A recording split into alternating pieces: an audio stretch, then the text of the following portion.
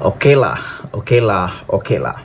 Malam ini aku benar-benar akan sampaikan kepada kamu satu persatu bibit demi bibit, bait demi bait kata-kata Najib selepas beliau kecewa.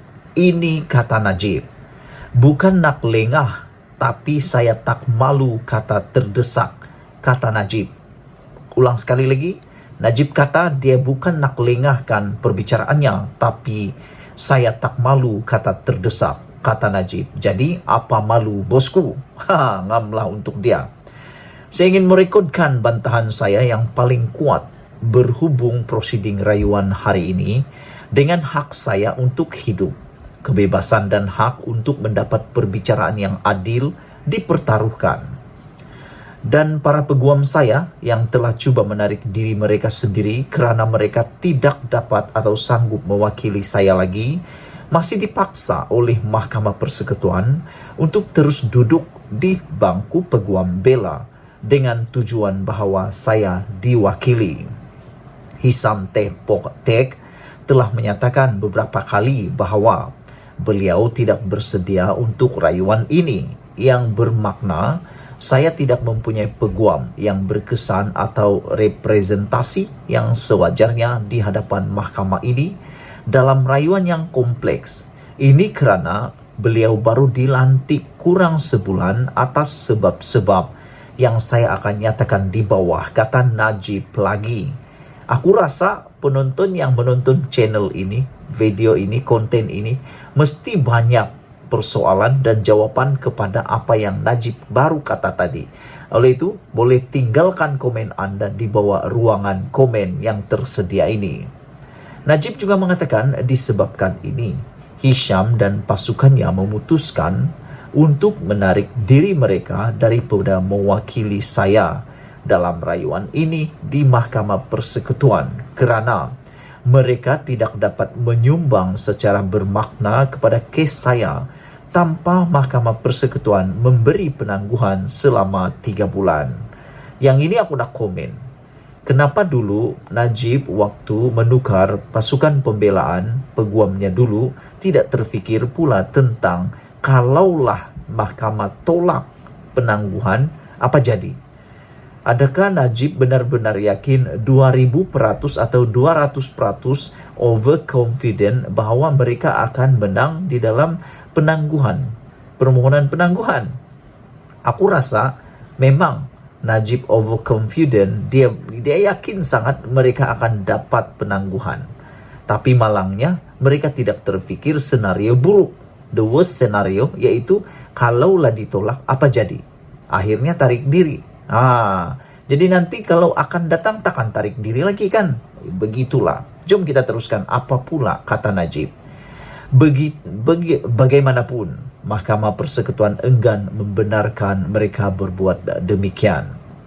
Dalam keadaan sekarang adalah menjadi tanggung jawab saya untuk menjelaskan keadaan yang membawa kami ke sini, kata Najib. Peguam saya sebelum ini telah melakukan tugas yang cemerlang sejak 4 tahun lalu, mewakili saya di Mahkamah Tinggi dan Mahkamah Rayuan untuk kes ini. Itulah sebabnya mereka kekal sebagai peguam saya dalam perbicaraan lain yang saya hadapi, kata Najib.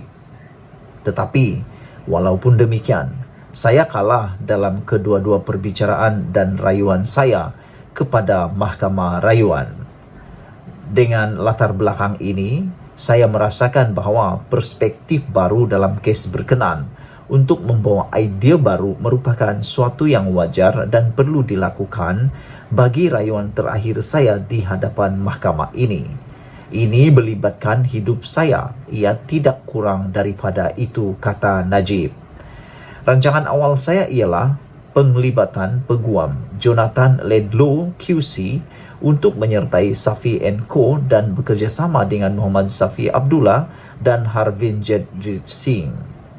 Ledlow mengemukakan cadangan paling baik dan saya yakin dia akan menjadi sumbangan positif kepada pasukan.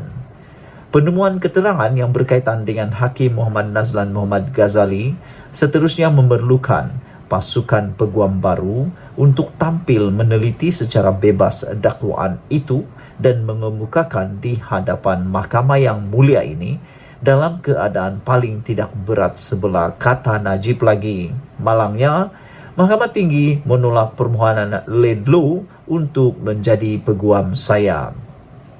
Dengan penolakan Mahkamah Tinggi dan rayuan ini telah ditetapkan, saya tidak boleh menghadapi risiko penolakan Laidlaw dikekalkan semasa rayuan, menyebabkan saya tiada peguam tambahan yang pada masa ini saya berpendapat adalah penting untuk berhujah secara bebas mengenai isu berkenan Hakim Nazlan. Zaid Ibrahim yang pernah menghubungi saya suatu ketika dahulu berkata, beliau boleh membawa masuk kepakaran undang-undang dari India melalui rakan kongsinya di Singapura, Niru Pillai. Nah, di sini aku hairan. Adakah kepakaran undang-undang dari India itu lebih hebat daripada kepakaran undang-undang di Malaysia? Sampai Najib terpengaruh untuk guna Zaid Ibrahim. Aku pun tak tahulah. Terpulanglah sama kamu, tinggalkan komen kamu semua.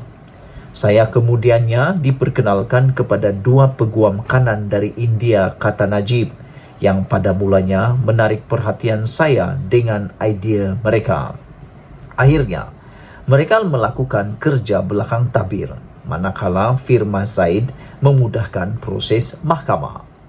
Zaid dan pasukannya datang dengan syarat pengambilan mereka mesti termasuk firmanya diletakkan sebagai peguam cara dalam rekod dan peguam tempatan yang baru akan menyertainya. Keperluan dapatkan peguam baru. Saya juga yakin bahawa ini keputusan yang sesuai selepas diberitahu bahawa rayuan berprofil tinggi lain pada masa lalu telah diberikan penangguhan atas semangat proses yang sewajarnya dan untuk memudahkan representasi yang berkesan bagi orang yang dituduh, kata Najib. Menjadi hasrat saya bukan sekadar untuk melengah-lengahkan proses mahkamah, tetapi kerana permohonan Laidlaw akhirnya ditolak kurang dari sebulan sebelum tarikh yang dijadualkan. Justru keperluan untuk penglibatan peguam baru muncul secara tiba-tiba, kata Najib lagi. Mana-mana pasukan baru yang membawa idea baru memerlukan masa. Saya tidak malu untuk mengatakan saya terdesak, kata Najib. Sebagaimana siapapun litigan yang berada dalam keadaan kesusahan seperti saya, kata Najib lagi. Saya kini berada dalam situasi di mana hak saya untuk mendapatkan peguam dan perbicaraan yang adil cuma ilusi kerana saya membuat keputusan yang saya fikir adalah untuk kepentingan terbaik saya pada masa itu, kata Najib lagi. Semua ini ditulis oleh Najib sendiri, ahli Parlimen Pekan dan bekas Perdana Menteri. Yang aku hairan, Najib boleh membuat kenyataan yang begini hebat di dalam kenyataannya. Jadi aku rasa sebagai di dalam proses perbicaraan seperti ini, mungkin Najib perlu berdiam diri kerana apa saja yang dia cakap boleh mempengaruhi atau boleh menyusahkannya. Masih lagi dalam mahkamah dan mungkin silap sikit jangan sampai